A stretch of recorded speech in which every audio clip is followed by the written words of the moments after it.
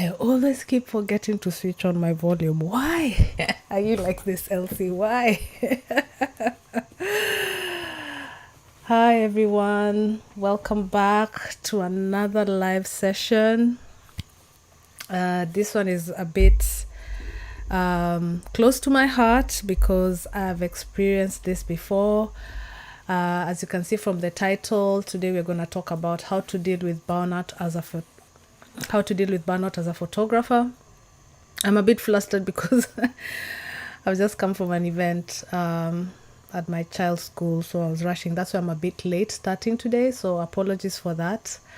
But before we get started, as usual, I have to do a few housekeeping things here.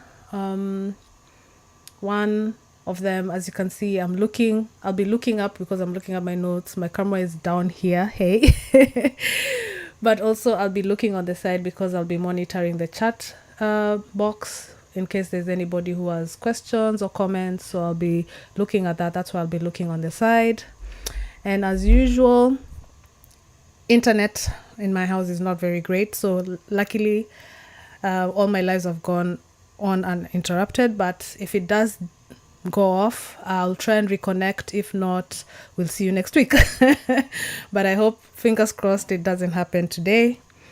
But yeah, oh my gosh, yeah, burnout. Let's talk burnout, right? Like the feeling of being tired, uninspired, overwhelmed. It all happens to us, like in general, right? Like we're all humans, we all experience some of this like symptoms when it comes to when it comes to burnout.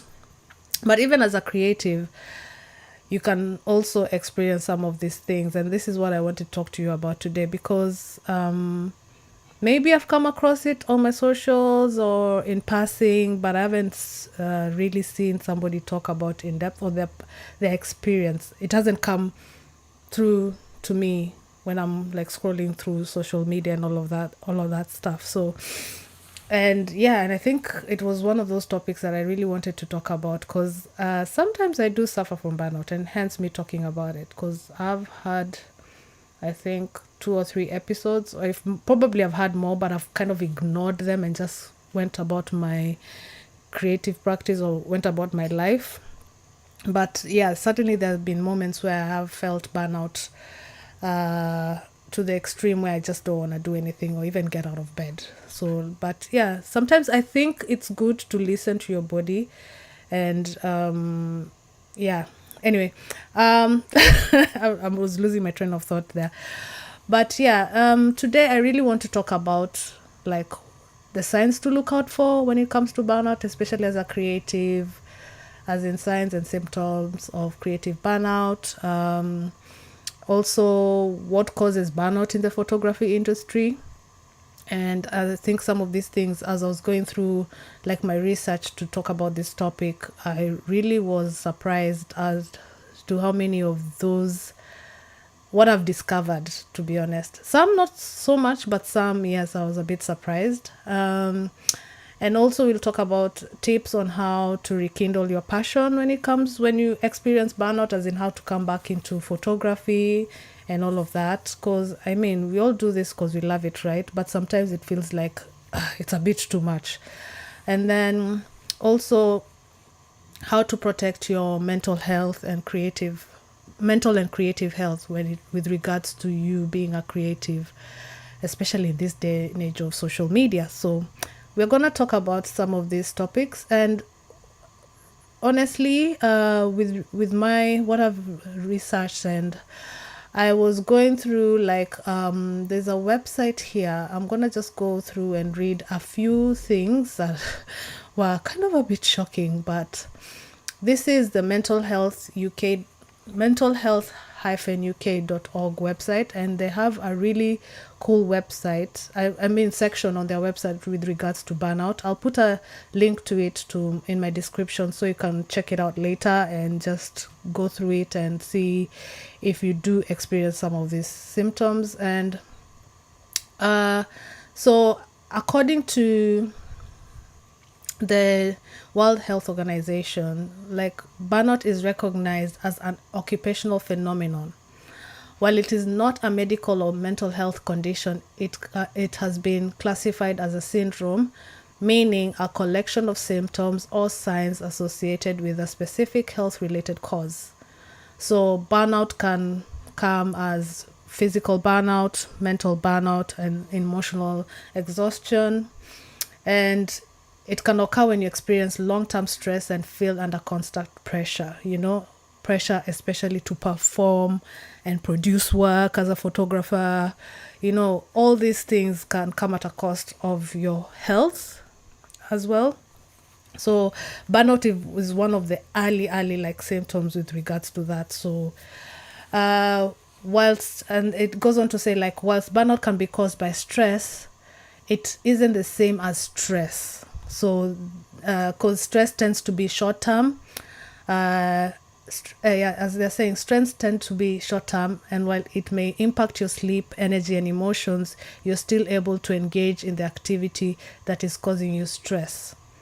With burnout, however, you feel so detached and demotivated, and it impacts your ability to function, and you feel hopeless that and you feel hopeless that your situation can change. So that's the difference between stress and burnout. So as they're saying, with stress, it can be short term for some people, not everyone, and yeah, and it impacts on other things. So, but you're still able to function to some degree. But with burnout, for most of us, if you have experienced burnout, there are times you just don't want to do anything. You just want to be like a zombie, just sit down and just do nothing, basically. And yeah, also like burnout can be experienced alongside other life pressures and excessive demands, such as being a responsible caregiver, parent, or even living with chronic illness or conditions. So yeah, so those are other things that can contribute to you experiencing burnout. Certainly for me, as a parent, I can relate to that feeling of being burnt out. So if we like dig deeper into how some of this, what, like, from what I've read and what I've just talked about, like what burnout is and how is it specific to photographers, you may ask. Like, it can come, like, the symptoms to look out for is like creative fatigue, dreading going to photo shoots, neglecting editing your work, certainly not even wanting to see your camera again. It's happened to me. Like, I'll see my camera and I'm like, I don't want to touch it, I don't want to see it. So yeah, those are some of kind of the signs to look out for when you're experiencing burnout as a photographer. Like, I don't know, if you're watching this right now, like, leave a comment and let me know what signs have you experienced, like, in your creative practice that makes you feel like you're experiencing burnout.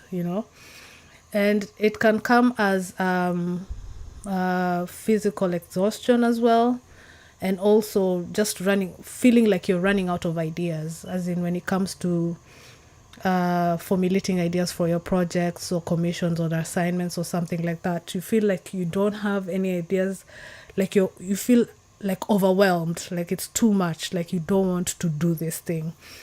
And sometimes that can feel like, yes, you are experiencing burnout. And those are some of the things to look out for, especially when you're being a creative.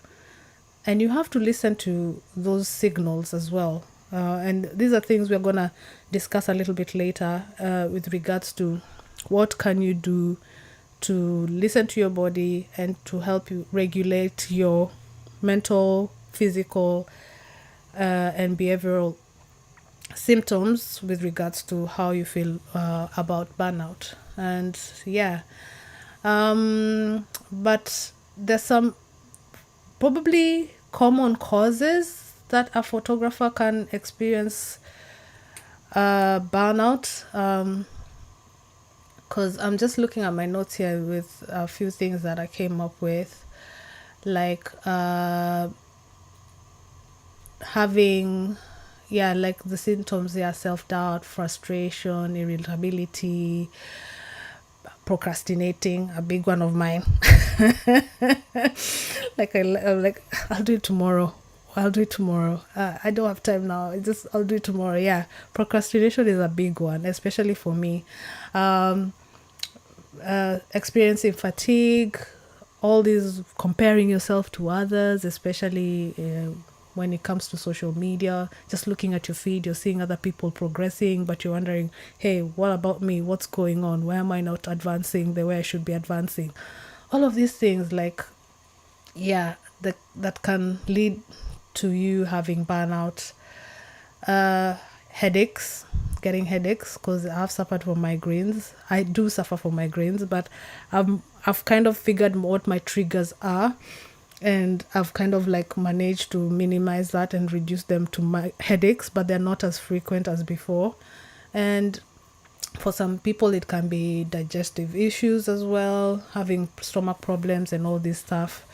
So yeah, you have to like really, really take care of yourself when it comes to all these signs of looking for out for the signs when it comes to burnout, right? As a photographer or even as a general creative. So, uh, so oh, something else as well. Like you wouldn't even think. This one kind of surprised me actually. Like overbooking yourself and undercharging. That also can be a sign of burnout apparently, because and it kind of makes sense because you tend to overbook yourself to appear busy. Like you don't want to feel like you're not doing enough, but sometimes you need to pace yourself, right? So you overbook yourself because you want to appear busy, and then eventually it takes long for you to deliver your projects, and that can in itself can be problematic.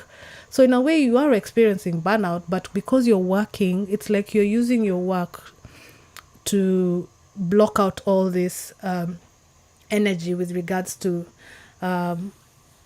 feeling like you are experiencing burnout. So that's one thing as well.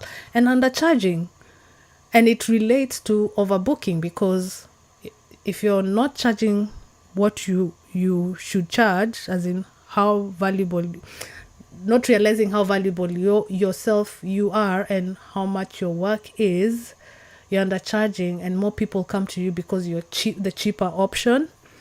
And at the same time you're constantly busy. You are busy, and and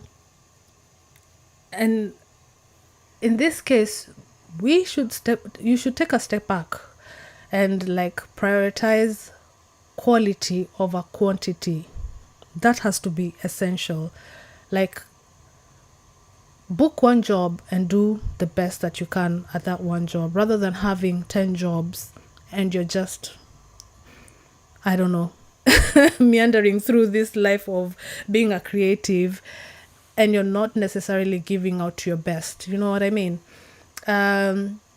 Because at least if you prioritize taking time, spacing out your projects, it gives you adequate time to plan really, really well, so you can plan for rest in between these projects. And then it also makes you think critically on how to tackle any project or assignment or commission that you get with a clear mind, rather than constantly just go, go, go, go, go, go, go, go, which necessarily can be a good thing for some people, because some people like that. They get a rush from that.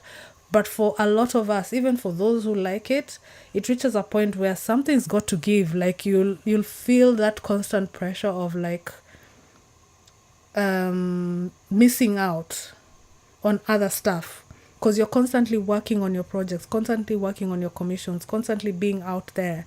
You're missing out on your me time, missing out probably on family time, and yeah, and other like stuff that you should be taking out. Even with me time, I think a lot of things can be about rest, taking care of yourself. Like a lot of self-care has to come within. So yeah, that is one of the ones that shocked me the most, like overbooking and undercharging. Like that one was like a surprise, and it kind of makes sense of how that can be a cause for burnout. Yeah. The other one is kind of like obviously obvious, especially now, is the constant comparison on social media. I've already said this, like you're constantly like looking at other people's feeds and saying that, hey, this person is doing well, I know my friend is doing well, because we all have photography friends and we think, oh, why is this one doing better than I am, and blah blah blah, because there's always that, you know. And sometimes with that that comparison mentality, you can feel, it can feel too much, it can feel overwhelming. And yeah, you just need to take a step back. But with that, we'll talk about later on how to deal with all of that. And also yeah, I mentioned also as well lack of having your own personal projects, especially I think with this one. When I looked through this, I think with this one it's more to do with people who are commissioned or are given assignments a lot, because you're constantly like almost in a creative rat race. I'll put in air quotes. Creative rat race of like you're being commissioned. Hey, hello, can you come over and do this job? Hello, working in a team. You're constantly like surrounded by people, or sometimes people work on their own. They're commissioned on their own. They just go out, do the project, deliver the project, and everything.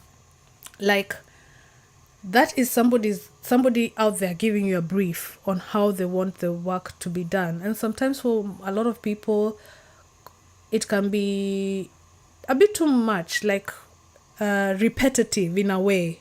Even though briefs can be really different, especially in creative industry, it can feel a bit repetitive because you already know the system, how it works. Like, hey, you get a commission, you do your consultation, you do your planning, you do your all of these things, and then you don't have time for personal projects.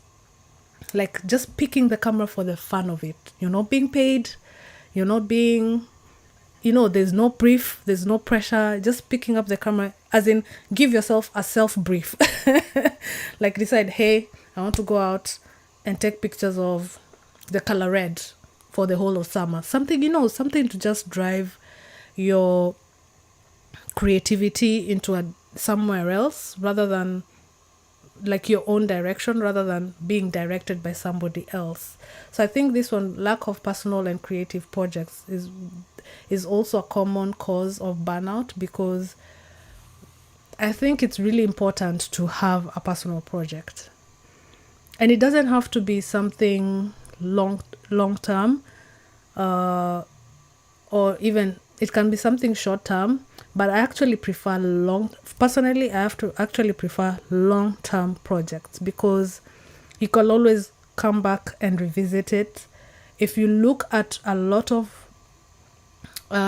personal projects from photographers, a lot of them are quite long term. You can see a photographer has been working on a project for 5 years, 10 years, 20 years. It's never ending, but they always come back and revisit that project. They'll work on something else just as a break, and then this personal project might be something to calm them down, something to work on, especially when they feel like they've lost their way somehow. And losing your way is one of the systems like symptoms of burnout. So I kind of get it with this one. Having the lack of personal and creative projects is one of the common symptoms of burnout, photographer burnout. And it also ties in with the next one, which is the pressure to always be productive. So they're all linked. Social media, feeding the beast, being productive, churning out content all the time, constantly feeling like, hey, I have to go out and take pictures. Hey, I have to look for my next commission. Hey, who should I call to assign me a project? Like that constant pressure, especially for most part, it's always on ourselves, right? Like to be productive so people don't forget you. And yeah, that could also be a sign of, I mean, a cause for burnout, because you're constantly thinking of, what am I going to do next? What is my next project?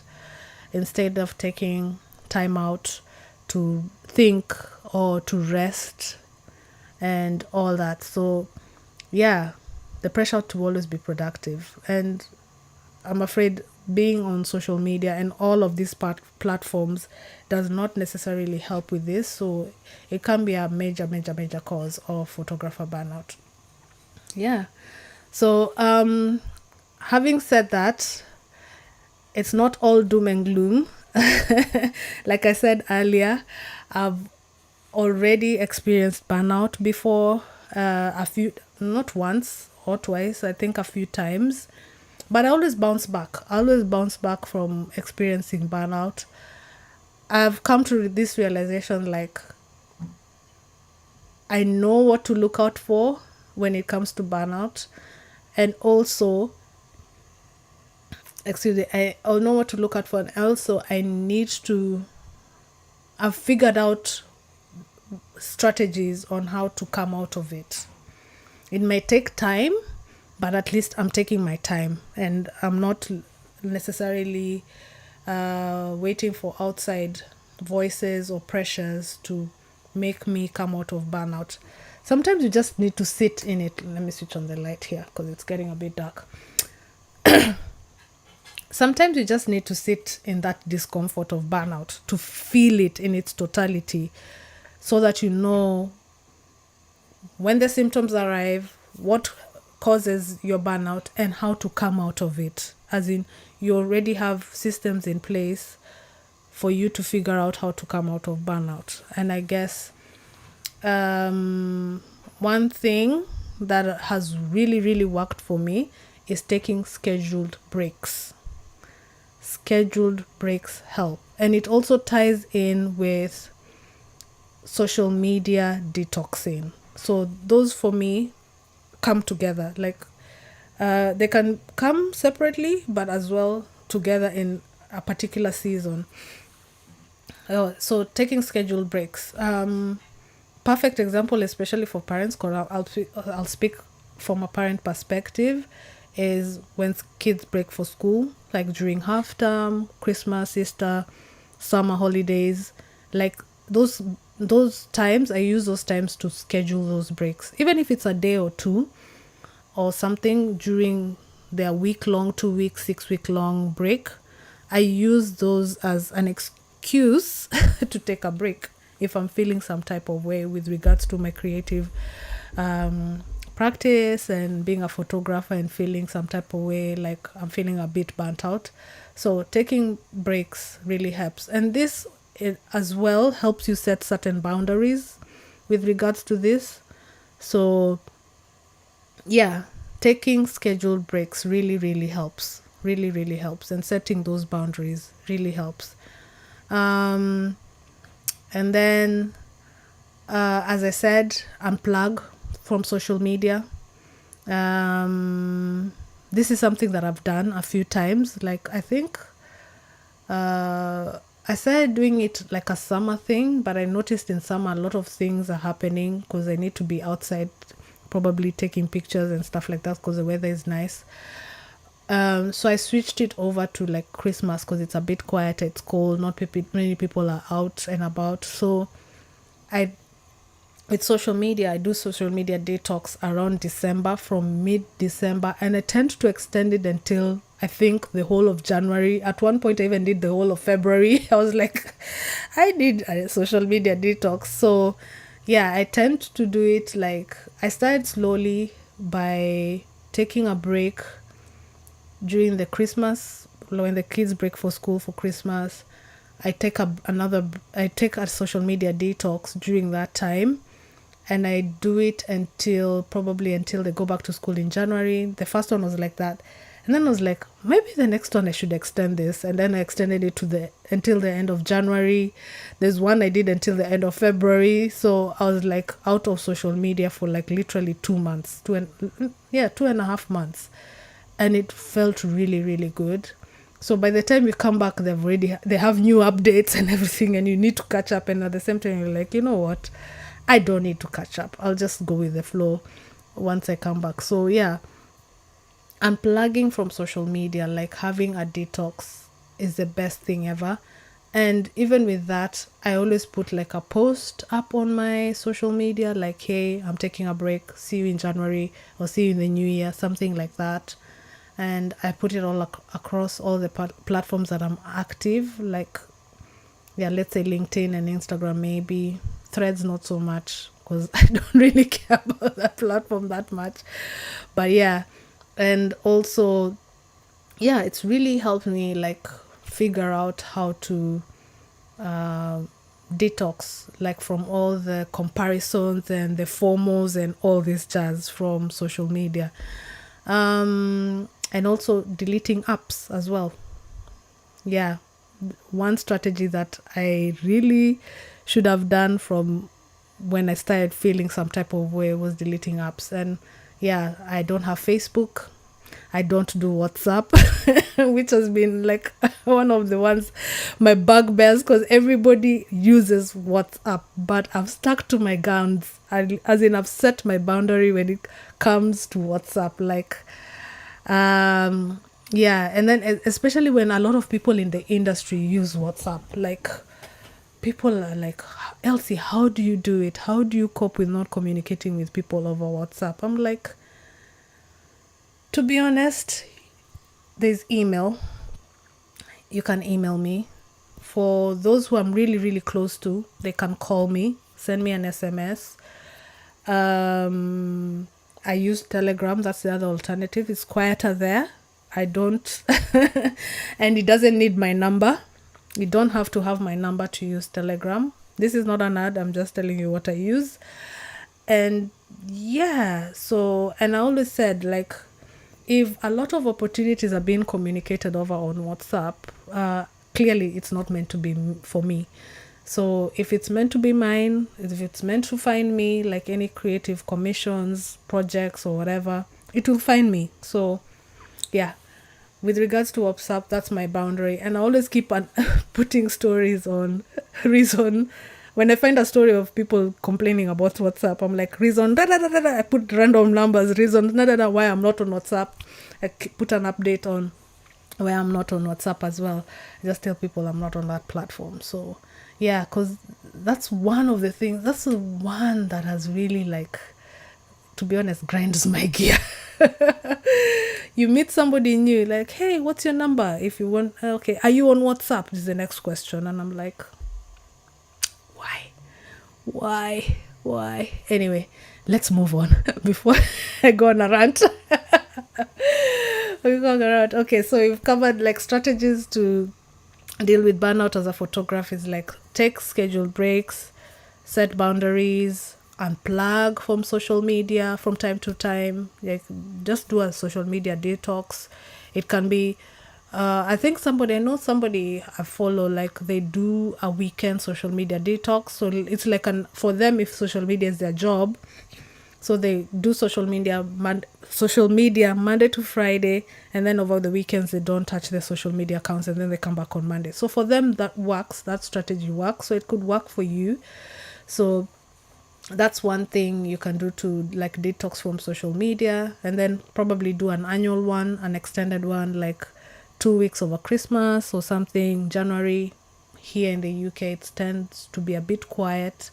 So you can also do like a January thing, you know, the way people are doing dry January, because no alcohol. You can also do a dry January for no social media. So it can come up as a strategy like that, right? Another thing you can do is like probably try a new genre in photography, like venture out what you normally do in terms like what you normally photograph in photography, like because I do portraiture, sports, events and documentary stuff. I could probably say, oh, let me try product photography this time, or let me try street photography, like challenging yourself, like trying a new genre of photography just for fun. It doesn't have no pressure. Just go out there, try something new. out of your norm. Or even if it's not photography, you could do videography, create short films and stuff like that. Sometimes I do that. I just like record a short film, edit, sit down, edit, because it's short, like literally seconds. And I just do it for fun, and then I just upload it on my socials. I haven't done that in a while. Actually, I should go back to doing that. But yeah, just trying something new for fun, no pressure. And yeah, just to get yourself out of the funk, aka burnout. One that I also like, another strategy that I actually quite enjoy, because I know in my previous life talking about being an introvert, is collaborating with other creatives, like going out and looking for other creatives within your industry and see if you can collaborate with them. I found one platform that is really, really great for that, and it's called The Dots. Again, not sponsored. And I'll also leave a link to the platform on my description so you can go and check it out. So, The Dots is one way you can look for other creatives to collaborate with. And also you can share your experience of doing past projects. So it's a way you can share your projects on that platform, so that when you want to collaborate with somebody, you can always link back to that project because it's on that platform. And you can find a lot of people, whether in the creative industry, business and all that jazz. So The Dots is certainly one that I've found that has been really good in finding other creatives to collaborate with, but also like just joining communities, like photography communities around you, probably in your neighborhood they have clubs and all of these things. Just joining them and collaborating with other people can be very beneficial in you dealing with burnout. Just going out there, just doing something different out of the norm. Yeah, so I think that's one thing, like that can help with you to deal with burnout as well. Saying no. Yeah, like I spoke earlier of what did I say? The common causes, like overbooking yourself. You can say no. You do not have to take every job that comes your way. If anything, if anything, give it out to any of your photography friends who might suit the job. Just say, hey, I got this job come through. I'm feeling some type of way. I'm tired. Do you want to do it? Here's the link. Here are the details. Here, take it. Like, say no to the people who are coming to you asking you for jobs, especially when your psyche, your gut, always trust your gut. When your gut is telling you no, like always trust your gut with respect to that. Like, value your time at all times. Like, just, you don't have to say yes. So saying no is okay. Saying no in this creative industry is okay, especially when you're feeling and especially when you're feeling burnout.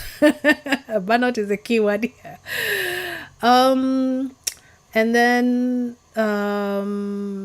engaging in personal photography, like I've spoke about that one as well. More like just no pressure, like self-brief. Give yourself a brief when you know you're experiencing, you have the symptoms of burnout, or they're presenting themselves to you. Like, say no. Saying no, and also self-brief. I'm going back to the saying no because it's, yeah. But yeah, also self-brief. Give yourself a project. I remember for me, I think this one resonates really, really well, engaging in a personal photography project, because in 2020, you know what happened in 2020? Yeah, need to hydrate. It's hot. I experienced burnout because that was the year I was graduating from my master's, and there was a lot of pressure from that course to like defer. And because I was literally stressed, I was literally feeling it, because I just finished a very heavy project, not heavy in terms of emotional, but it was just time consuming. But I felt good about that project. And then all of a sudden, we are in shutdown, and then we are expected to produce work for the final during lockdown. Because mentally, you were like, prior to everything shutting down, you knew you were going to have a final degree show, you were planning for that. So psychologically, a lot of things just went haywire. And it can weigh heavily on your psyche, it can weigh heavily on your shoulders, everything. So, and I think the stresses of that, and then the pressure of being told, okay, you're like this. I'm a parent. At that time, I had to homeschool as well. And at the same time, think about my final project and all of this jazz. So I was feeling it. I was feeling the burnout. It was coming. And being told to sit here and go through tutorials and everything and one-to-ones and all that jazz, I was like, why do I have to do this? So it reached a point I was like, you know what, I procrastinated with my project. I was like, I don't want to do that. I really do not want to do that. But I knew I had to graduate. And I was like, in my head, I was like, I'm going to graduate with whatever grade or merit they give me, but I'm going to graduate this year. I'm going to graduate that year. And I'm not deferring anything. I do not want to take another year because no one knew what was going to happen tomorrow or the next month or next year. No one knew. So that was in my head. I was like, no, I'm not deferring. So I created a project that was away from the pressure of a deadline. And even though, come to think of it, even though that project had a deadline, it made me think outside the box, so to speak. And the project I'm talking about, I think you've seen me doing it a few times now, is the 30-day photo project, where in the months of April, June, September, and November, the months with 30 days in the year, I post on my website, my blog. On my blog, I post a photography-related thing, project or whatever, for 30 days every day. So, and this was self-initiated. This was my own personal project, something that I wanted to start so as to keep me in that creative bubble, so to speak. So I knew, in April, I can do this.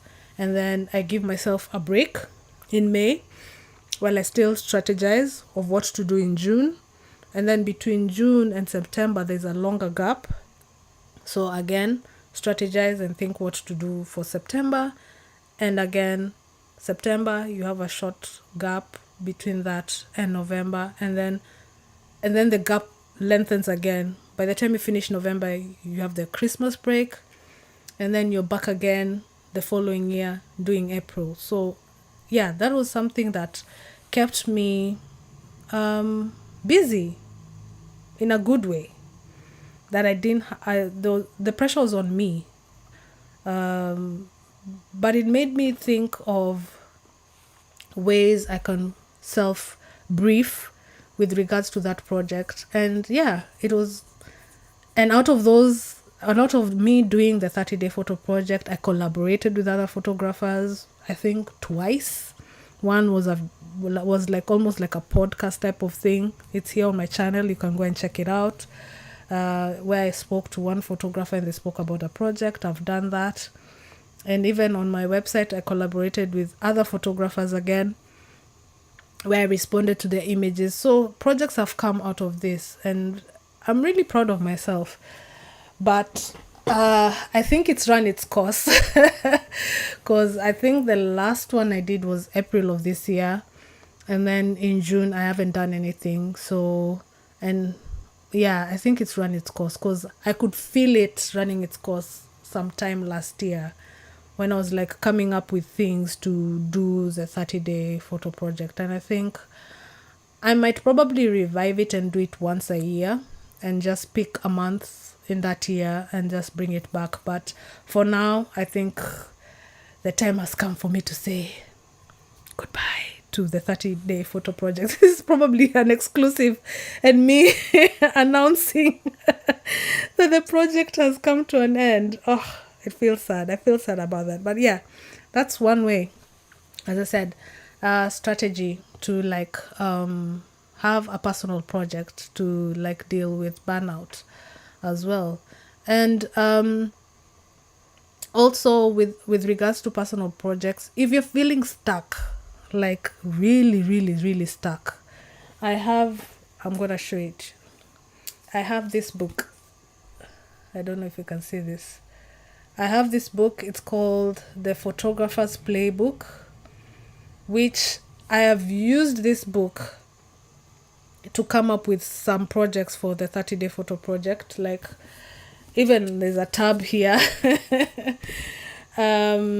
Like, this is one of those books where it has 3 or 7 assignments and ideas to do with photography. Like, I've used it, I've gone through it, and I can put one here. I've put stars on projects that have resonated.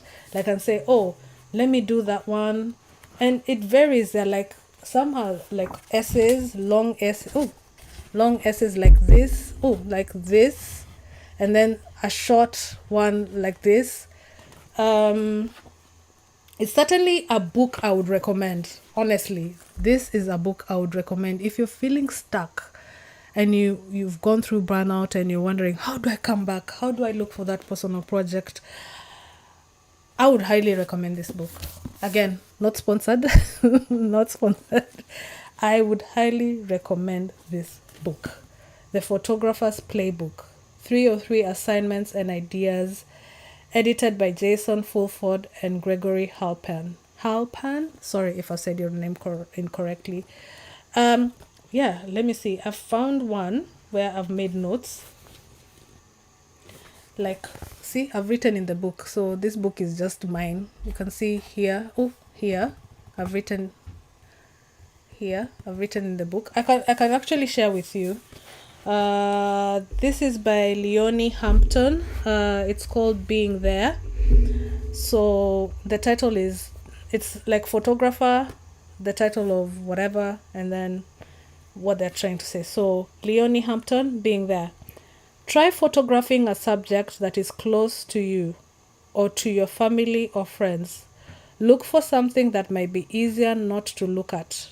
Be sure to photograph long enough to create a body of work, developing it to the point where you show it in public. Doing so will teach you about what it means to be truly accountable to your subject. Mothers, brothers, best friends won't let you get away with anything less. So in my notes, I was like, assignment, photograph mom for a whole day the next time I see her. Try both film and digital and take a few voice notes and video memos too. So that one is one of those ones. And yeah, that is my note. Let me see if I can find something else. And it's in literally like alphabetical order. Let me see if I found something else with where I've put a note that is kind of short. And yeah, I think I've done 1 or 2 of these prompts. I would call them prompts. Some are quite long. Like this one is like there, and I've literally underlined things that have resonated with me. So it is a book that I would definitely highly recommend for you to have.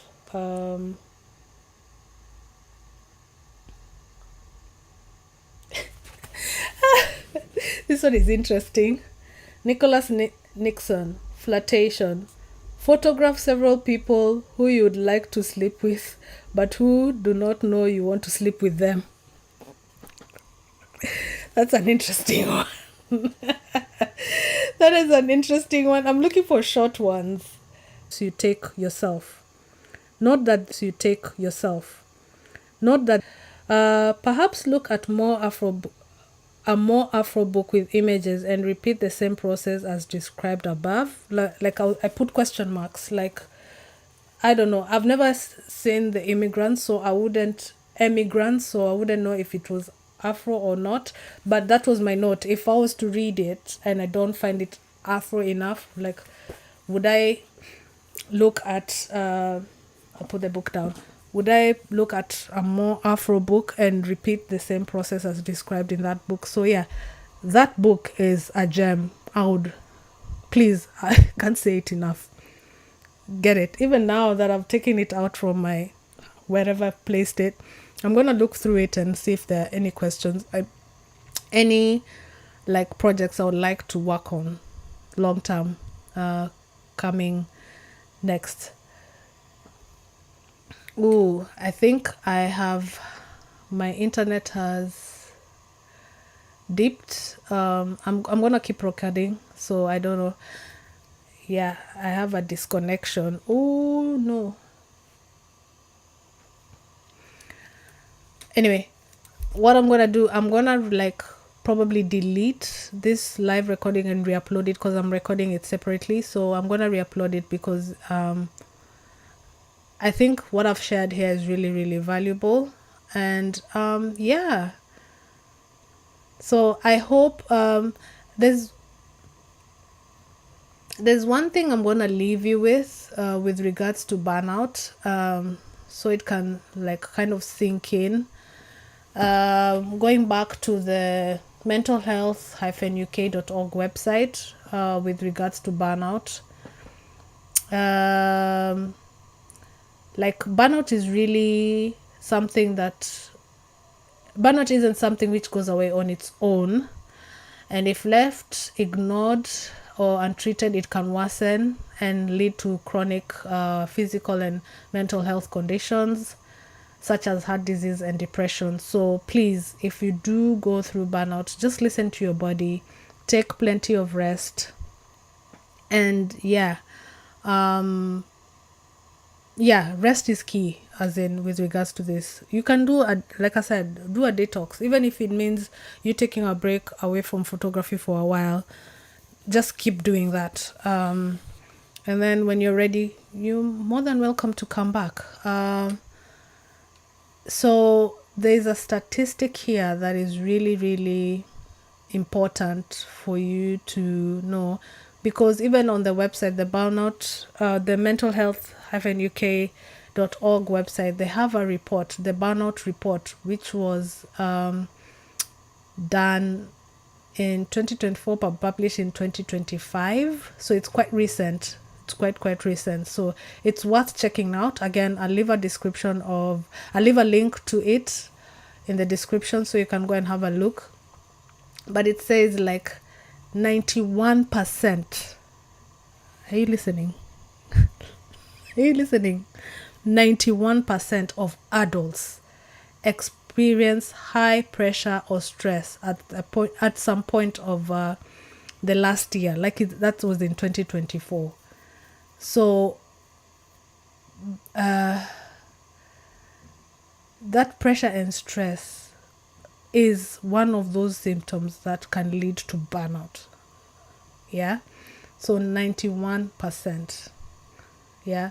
And it's it's kind of gender specific. Like gender plays a role in this prevalence. Like in women it's 94% were more likely than men, who are at 89%, to experience high or extreme levels of pressure or stress in the year this report was conducted in 2024.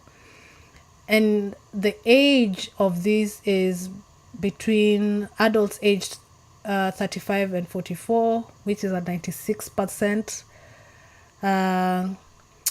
This continues to be the age most likely to experience high extreme levels of stress.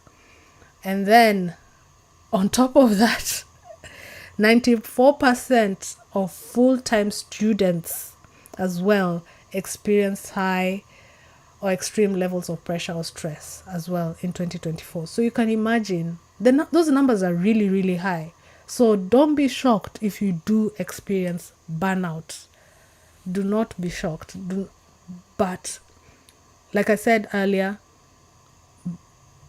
recognize the symptoms, recognize your causes, and look for ways to minimize you getting burnout once you get better. Once you get over it, look for ways to, like, the next time you recognize these signs, figure a way of how to, like, manage those stress levels and manage those pressures within your industry, within photography and everything. So yeah, the Burnout Report 2025, again, I'll leave a description, I'll leave the link to it, because this is literally like a general report for everyone. So you can imagine, as photographers, what we have to go through on top of that, just being normal human beings, thriving, like trying to feed ourselves, put a roof over our heads and all this jazz. And then on top of that, trying to work with clients, deliver photography projects, work on assignments, commissions, and all of this on top of all of that, So worth checking out. So again, burnout is real. Like I said, I've gone through it, and I've found ways to overcome it. I certainly do go through it at least sometimes. I think at this point, I think once a year. I'm like, I don't want to see my camera. I don't want to edit. I don't want to work on projects. I just want to chill, rest, and watch K-drama. That's my procrastination vice, watching K-drama. But yeah, so it's real. There's one thing I forgot to mention, actually, which is really, really important with regards to burnout and strategies like you can go through to overcome your burnout. And that is having an accountability partner, especially in photography or even in the creatives. Like, having an accountability partner is really, really important. Like, somebody you can just reach out and just talk general stuff outside of photography, and then obviously you can circle back and come back to photography. And I'm not talking about a mentor. I'm talking about somebody within your industry. You work on the same thing, like a photographer, videographer, and something like that. So having somebody you can always, like, call up or say, hey, can we have a Zoom meeting, or can we grab a cup of coffee, let's talk, let's catch up, and something like that. Or somebody you can say, hey, I'm working on this project, can you have a look at it, see, are there errors, or is there somewhere I can improve on that, having an accountability partner is really, really important and really good to help you not experience burnout. It's one of the strategies I missed to put on my notes, but it just came up to me, like, yeah, how to deal with burnout. Like, yeah, having an accountability partner. Yeah, I missed two, actually.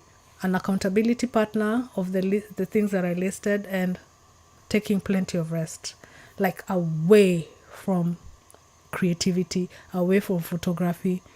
If going bowling is your thing, to detox, to decompress, do that.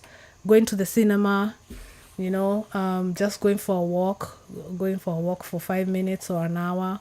I don't know, meeting up with friends for coffee, dinner, just catching up, not talking shop, really. These are things you can implement in your photography life if you're feeling some type of way and you're feeling like you're going to experience burnout, or if you're already experiencing burnout but you're looking for ways to come out of it. So yeah, and it's something that happens to the most of us. So yeah, I'm looking at the chat section. There isn't much engagement for now, so I think I'm gonna quickly just wrap up, because yeah, we're reaching the hour mark. Because for me, I also need to go and have something to eat. I'm hungry. So anyway, like, quick recap, key points, like what understanding burnout is the first point. Like, what does burnout look like how does it manifest within creatives? You need to look for those signs. Again, I'll put a link to the mental health uk.org website in the description. Go and have a look at that. They have a really good section on burnout there that might really help. And also they have a report that I did conducted last year, but was released in 2025 with regards to burnout. So yeah, there's some things that you'll definitely identify with regards to burnout. So understanding what burnout is very key. And then also finding out what the common causes of burnout. We've also talked about that. And what are the common causes of burnout, especially for photographers? What does it look like? That's one thing to also look out for. And then the next thing I really discussed here is strategies to deal with burnout. And yeah, what are these strategies? Like, what are things you should implement in your photography life, photography practice that can help you deal with burnout once you experience it? So yeah, I'd really like to